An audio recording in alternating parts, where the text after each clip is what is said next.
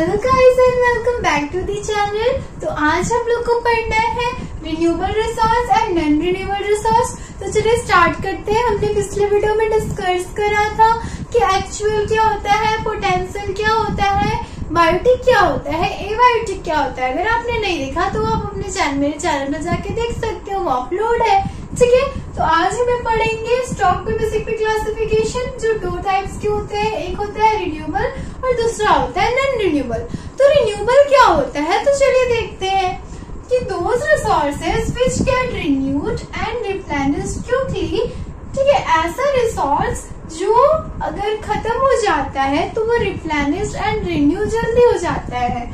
वो ये process 100 years के अंदर में कर लेता है। 100 इयर्स के अंदर में कर लेता है। दैट मीन्स कि अगर वो खत्म हो जाता है तो वो 100 इयर्स के अंदर में वो वापस बन जाता है। ठीक है, and this type of resources is unlimited. ऐसे टाइप ऑफ जो रिसोर्सेज होती है ना, वो अनलिमिटेड होती है। मतलब उनका कोई भी लिमिट स्टॉक नहीं होता। आप जिसको जितना यूज कर सकते हो उतना यूज कर लोगे, तभी वो खत्म नहीं होगा। दैट मीन्स उसका एग्जिट करने का, जो उसका खत्म होने का प्रोसेस है, वो नहीं होता है। इसमें वो खत्म नहीं होगा, आप कितना भी इसको यूज कर लो। ठीक है, and it is not affected by human activities. मतलब ये ह्यूमन एक्टिविटीज के से भी अगर हम लोग कुछ भी करते हैं तो उसको कुछ फर्क ही नहीं पड़ेगा। ठीक है, वो हमारी ह्यूमन एक्टिविटी से इफेक्ट नहीं करता है। उस टाइप के रिसोर्सेज को हम बोलते हैं रिन्यूएबल रिसोर्सेज। अब मैं एग्जाम्पल और इजी लैंग्वेज में समझाती हूँ। मतलब ऐसा रिसोर्स अगर जो पहला बात कि वो खत्म नहीं होता, वो बहुत ही बड़े मात्रा में प्रेजेंट है, बहुत ही अनलिमिटेड क्वांटिटी में वो प्रेजेंट होता है। ठीक है, आप उसको कितना भी यूज कर लो, वो खत्म होने वाला नहीं है। और अगर वो खत्म नहीं हो जाता है तो वो जल्दी बन जाता है। ठीक है, और वो हमारी ह्यूमन एक्टिविटी से भी इफेक्ट नहीं करता है। जैसे कि एग्जांपल लेते हैं सोलर एंड विंड एनर्जी। हम लोग wind energy and solar energy का यूज कर रहे हैं। हम लोग सोलर एनर्जी से भी इलेक्ट्रिसिटी जनरेट करते हैं और विंड एनर्जी से भी इलेक्ट्रिसिटी जनरेट करते हैं। लेकिन हम कितना भी यूज कर ले, वो खत्म होने वाला नहीं है। ठीक है, हम सोलर पैनल यूज करते हैं, अपने घरों में लगाते हैं, जिससे कि इलेक्ट्रिसिटी हमारे होम में सप्लाई होती है। तो वो खत्म होने वाला नहीं है ना, इसलिए हम उसको यूज करते हैं। इस टाइप के जो रिसोर्सेज वो आ जाते हैं आपके रिन्यूएबल रिसोर्स में।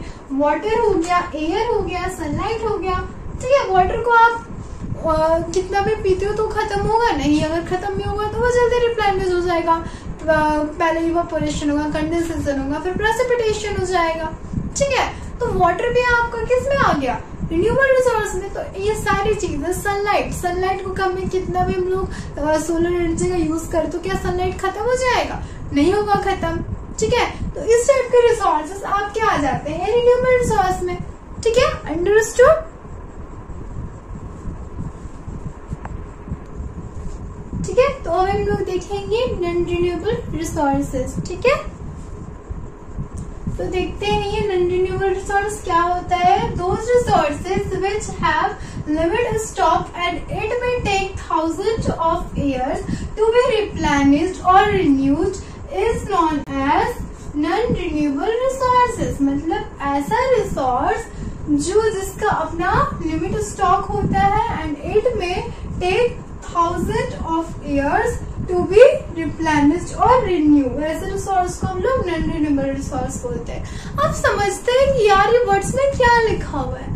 ठीक है, तो देखो सबसे पहला चीज कि ये जो होता है ये लिमिट स्टॉक में प्रेजेंट होता है। लिमिट स्टॉक दैट मीन्स ऐसा मतलब उसका एक लिमिट रहता है कि वो यहाँ तक सीमित हो जाएगा। वो उसका जो मात्रा होता है वो सीमित मात्रा होता है, मतलब कि वो कहीं पे आके खत्म हो जाएगा। वैसे रिसोर्स को हम लोग नॉन रिन्यूएबल रिसोर्स बोलते हैं। ठीक है, और अगर पहला बात की ये तो लिमिट स्टॉक में प्रेजेंट है, ये खत्म होने वाला है।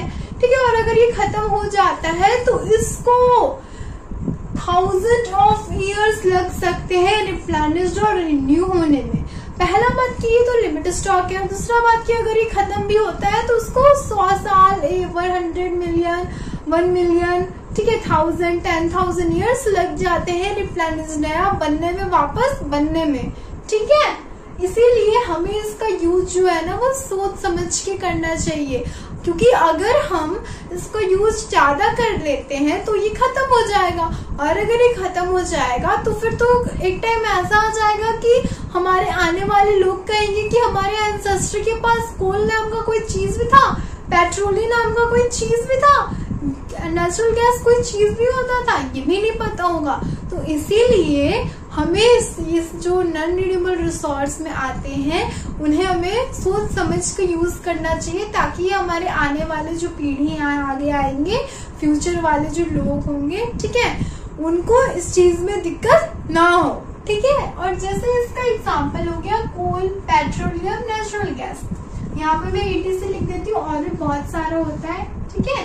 तो कोल को 13 मिलियन ईयर्स लग जाते हैं दोबारा बनने में, क्योंकि कोल में बहुत सारे प्रोसेस होते हैं, ठीक है। पहले डेड ऑर्गेनिज्म बनेगा, मरेगा, गलेगा, सड़ेगा, उसके बाद फिर पीट बनेगा, फिर बहुत सारे प्रोसेस होती है जो आपको केमिस्ट्री में पढ़ना है। तो वो सारी चीजें उसको करते करते 10 मिलियन साल हो जाता है, तब आपका एक कोल और पेट्रोलियम फॉर्म होता है, ठीक है। नेचुरल गैस में जैसे एग्जांपल हो गया CNG, LPG, ये सारी चीजें आपके नेचुरल गैस में आ जाते हैं। तो मतलब ये है कि नॉन रिन्यूएबल रिसोर्स उसको कहते हैं कि जिसका अपना एक लिमिट स्टॉक होता है, और इसको रिप्लेनिश और रिन्यू होने में 10,100 मतलब बहुत ज्यादा ईयर्स लग जाते हैं, ठीक है। तो उस टाइप के रिसोर्सेज को हम बोलते हैं नॉन रिन्यूएबल रिसोर्स, ठीक है। तो आज के लिए इतना ही, अब नेक्स्ट वीडियो में